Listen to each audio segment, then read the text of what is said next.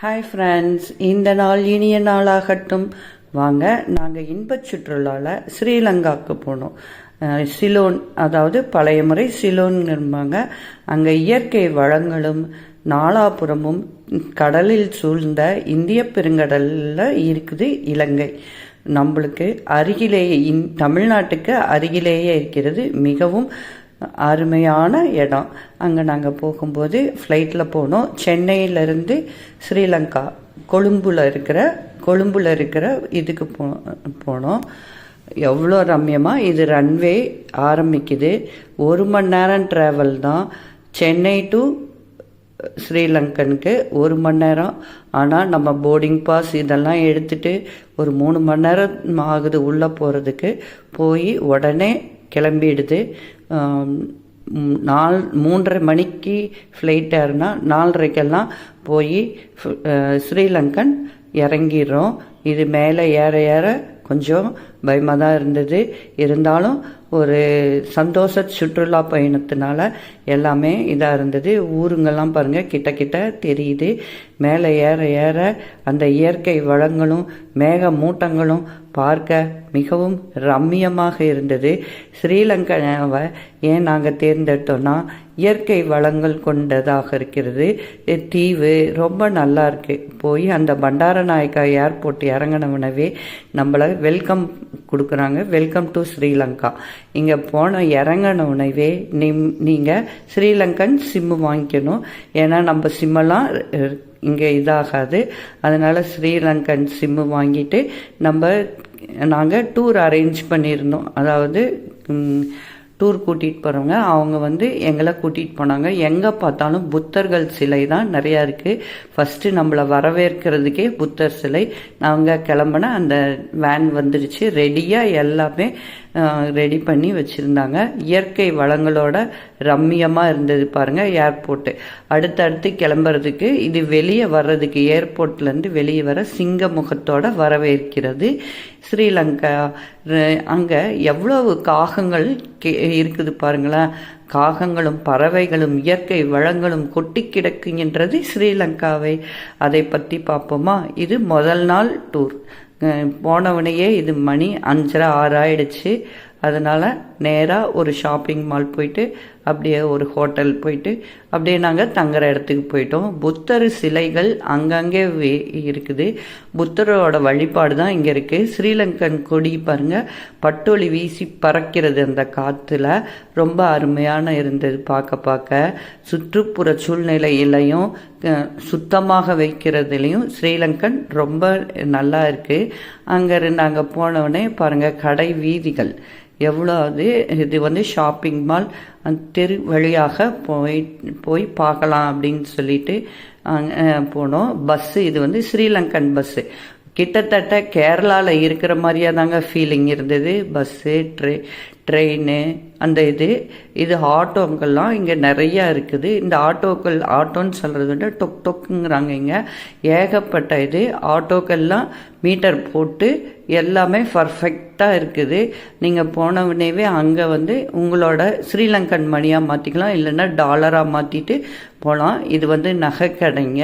அப்படியே போகிற வழியில் எல்லாமே நாங்கள் எடுத்தோம். ஹோட்டல் வெரைட்டி நல்லாயிருக்கு. ஸ்ரீலங்கன் ஃபுட்டு நல்லாயிருக்கு. நான்வெஜ் இருக்குது, வெஜிடேரியன் இருக்குது. வெஜ்ஜு பார்த்து போகலாம். நாங்கள் அங்கே போனவுடனே ஈவினிங் டைம் மணி 6 ஆயிடுச்சு. எங்களுக்கு ஒரு டீ குடிக்கணும் போல் இருந்தது. ஒரு டீ ஷாப்புக்கு கூட்டிகிட்டு போனார் அவர். அங்கே பார்த்தா அவ்வளோ ரம்மியமாக போகும்போதே ஃபவுண்டனோடு இருந்தது. அங்கே பாருங்கள், அந்த டீ ஷாப்பில் ஃப்ரூட்ஸ் அப்படியே அடிக்க அழகழகாக இருக்குது. இவங்க ஏற்றுமதி செய்கிறாங்க ஃப்ரூட்ஸ் எல்லாம். அங்கே ஃப்ரூட்ஸு, வெஜிடபிள் எல்லாமே இயற்கையாகவே கிடைக்கிது. எல்லா ஃப்ரூட்ஸும் கிடைக்கிது. அங்கே அந்த ரெஸ்டாரண்ட்லேயே இந்தியன் ஃபுட்டு, வெஸ்டர்ன், அதாவது இந்தியன் ஃபுட்டு இருக்குது. அங்கே இலங்கை நான்வெஜ் இருக்குது. இது தனியாக இந்தியன் ஃபுட்டு. நமக்கு வேண்ட புரோட்டா, தோசை, இட்லி, இது இடியாப்பம், அப்புறம் noodles, biryani, veg biryani, non veg biryani எல்லா வெரைட்டி கிடைக்குதுங்க. இட்லி, தோசை, புட்டு, புட்டு, வடகரி, அப்புறம் இடியாப்பம் ரொம்ப ஸ்பெஷல். இங்கே கேரளாவில் கிடைக்கும் எல்லா ஃபுட்டுகளும் கிடைக்கின்றன. எல்லாமே இயற்கையாகவும் அதுக்கு வைக்கிறதுக்கு டால் மாதிரியும் அவங்க வைக்கிற தேங்காய் சம்மன் அதெல்லாம் ரொம்ப ஃபேமஸ். தேங்காய் சம்மந்தி அப்படின்னு ரொம்ப ஃபேமஸ்ஸு. எல்லா ஃபுட்டுக்குமே அந்த இது வைக்கிறாங்க. தேங்காய்லாம் நிறையா யூஸ் பண்ணுறாங்க. ஏன்னா இங்கே வந்து இயற்கை வளமான தென்னை மரம் நிறையா இருக்குது. அங்கே இளநீலாம் குடித்தா அவ்வளோ சூப்பராக இருக்கும். பாப்கார்னே பாருங்களேன், ஒயிட் கலர் இருக்குது, பிங்க் கலர் இருக்குது, கலர்ஸ் பிங்க் இருந்தது. நாங்கள் அங்கே போனவனையே சிலோன் டீ குடிக்கலாம் அப்படின்னு ஆசைப்பட்டோம். அங்கே போய் அந்த டீ டயத்தில் சிலோன் டீ குடித்தோம். ரொம்ப நல்லா இருந்தது சிலோன் டீ. அங்கேயே ப்ரொடக்ஷன் பண்ணுறாங்க. தேயிலை தோட்டங்கள் எல்லாம் இருக்குது. அது தேயிலை எப்படிலாம் தயாரிக்கிறாங்கன்னு பார்க்கலாம். இது சின்னமன் சுகர்னு சொல்கிறாங்க. இந்த சுகரே ஒரு மாதிரி ப்ரௌன் கலர் இருக்குது. நம்ம நாட்டு சர்க்கரை மாதிரியே சுகர் இது, அதாவது சர்க்கரை சின்னமன். இங்கே வந்து பட்டை வந்து ரொம்ப ஃபேமஸாக இருந்தது. அது டீ சாப்பிட்டு நாங்கள் இந்த ஹோட்டல் போனோம். ஹோட்டலும் நல்லா ரம்மியமாக இருந்தது. அதை வரவேற்பு அவ்வளோ சூப்பராக இருந்தது. நம்ம லக்கேஜ் எல்லாம் வச்சுட்டு ரூம்ஸுக்கு போய் அந்த நைட்டு நாங்கள் தங்கிட்டு மறுநாள் கிளம்பிட்டோம். அங்கே தங்கும் போதே காலையில் எந்திரிச்சோடனே கடற்கரையோரமாக தான் எங்கள் ரூம்ஸ் இருந்தது. அங்கேருந்து பார்த்தவனே பாருங்களேன், எவ்வளோ தென்னை மரங்களும் இயற்கை வளங்களுடைய கடலின் காற்றும் பார்க்கவே. இது வந்து 6 மணி சூரியன் உதயம் நேரம்.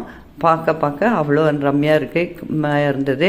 காற்று அலைகளும் கூடி அங்கேயே விளையாடலாம் போலவும் நல்ல ரம்யமாக இருந்தது. இந்த ஹோட்டல்லையே ஃபுட்டும் கொடுத்துருந்தாங்க. பஃபே சிஸ்டம் அவ்வளோ இருந்தது. நம்ம ஹோட்டல் புக் பண்ணும்போதே வெஜிடேரியன் அப்படின்னு சொன்னாவே நம்மளுக்கு வெஜ் ஐட்டங்கள்லாம் நிறையா இருக்குது. ஃப்ரூட்ஸ் ஐட்டங்கள் எல்லாமே நல்லா இருந்ததுங்க. சாப்பாடுக்கு எந்த இதுவும் இல்லை, ஆனால் ரேட் தான் ஜாஸ்தியாக இருக்குது. இங்கே வந்து இந்த காஃபி சிலோன் காஃபி குடிச்சோம் தானே, சிலோன் டீ காஃபி எல்லாமே 100 rupees ஆகுது. நம்ம ஊருக்கு விட இங்கே எல்லாமே 3 மடங்கு ஜாஸ்தியாக தான் இருக்குது. அதுக்கு தகுந்த மாதிரி நம்ம செலவுகளும் இங்கே ஜாஸ்தியாக இருக்குது. தேவையான பொருட்கள் மட்டும் வாங்கிட்டு வரலாம். இந்த இயற்கை வளங்களை பார்த்து ரசிச்சுட்டு அப்படியே அந்த ஒன் டே அங்கே நாங்கள் வெளியே கிளம்பணும்.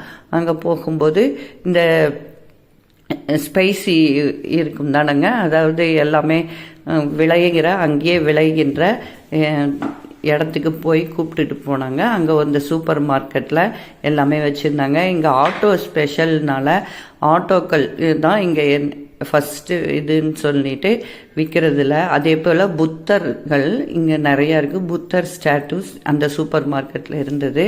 இங்கே ஒரு இலங்கை ஃபுல்லாகவே ஒரு பிராண்டு வச்ச சூப்பர் மார்க்கெட் இருக்குது. அங்கே எங்கே பார்த்தாலும் அந்த சூப்பர் மார்க்கெட் போனால் நல்லா இருக்குது, கூட்டமும் இருக்குது. இங்கே பாருங்களேன், இது எல்லாமே அந்த ஆட்டோக்களில் பெயிண்ட் அடித்த மாதிரியும். அடுத்தது வந்து அங்கே எது ஃபேமஸோ அங்கே அதே போல் விற்கவும் ஆரம்பிக்கிறாங்க. இதுக்கு மேலே போகலாம். இது யானைகளும் இங்கே ரொம்ப ஃபேமஸ். அதனால் யானையோட சிலைகள், அதுக்கும் ஆமைகள், இங்கே ஆமை உற்பத்தி பண்ணி அதை பற்றி ஃபேக்ட்ரி வச்சுருக்காங்க. முட்டையெல்லாம் எடுத்துகிட்டு வந்து எப்படிலாம் இது பண்ணுறாங்கன்னு. யானை சரணாலயம் இருக்கிறதுனால இங்கே வந்து ஃபேமஸான இருக்குது யானை. எது ஃபேமஸாக இருக்கோ அந்த கடைகளில் இருக்குது.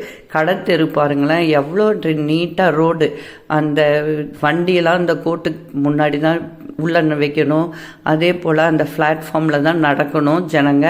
இங்கே வந்து ஹைவேஸ் இது பாருங்கள், ரோட்டில் எல்லாருமே ஹெல்மெட் தான் போட்டுக்கிறாங்க. 2 வீலர் போகிறவங்க முன்னாடி பின்னாடி இருக்கிறவங்களுக்கும். இது துணிக்கடையும் அவ்வளோ நல்லா இருந்தது. இது ரோட்டோரமாக இருக்கிற துணிக்கடை. இங்கே போகிற வழியில் ஒரு பீச் இருந்தது. அந்த பீச்சில் ஸ்கூபா டைவிங்கு, பேராசூட் ரைடிங். இது என்னன்னு பார்த்தா, நம்ம வேஸ்டான பாட்டில்ஸ் எல்லாம் அங்கங்கே நம்ம பீச்சில் போட்டுடுறோம். இவங்க எடுத்துகிட்டு வந்து இந்த கூடையில் போடுற மாதிரி. அவ்வளோ அந்த பீச்சில் அவ்வளோ சுத்தமாக இருக்குங்க. ஒரு குப்பையெல்லாம் இல்லை. இந்த சாப்பிட்ற ஐட்டம் இதெல்லாம் பேப்பர் குப்பை எல்லாமே மக்கும் குப்பை, மக்காத குப்பைன்னு அந்த குப்பை தொட்டியில் தான் போடுறாங்க. அந்த பீச்சுவே அவ்வளோ சுத்தமாக இருக்குது. எந்த ஒரு இதுவும் இல்லாமல் அவ்வளோ இருக்குது. அங்கேயே போய் உக்காந்து விளையாடலாம்.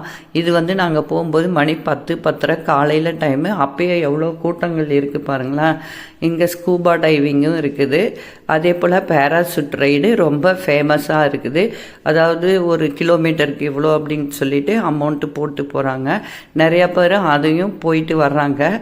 பாருங்கள், பார்க்கவும் ரம்மியமாக இருக்குது. நீங்களும் என்ஜாய் பண்ணலாம் ஃப்ரெண்ட்ஸ். இதை பாருங்கள், அந்த ஒரு இதிலேருந்து நாங்கள் ரொம்ப ஸ்லோ மோஷனாக போகிற பேராசூட் ரைடு எடுத்தோம். பார்க்கவும் டைமிங் நல்லா இருந்தது. வெயில் டைமாக இருந்தாலும் சுள்ளுன்னு இல்லாமல் இதமான கடற்கரை காற்றோடு இருந்தது. இது கடற்கரைக்கு அருகிலேயே ரயில்வே ஸ்டேஷனும் இருக்குது. அதை பற்றி அப்புறம்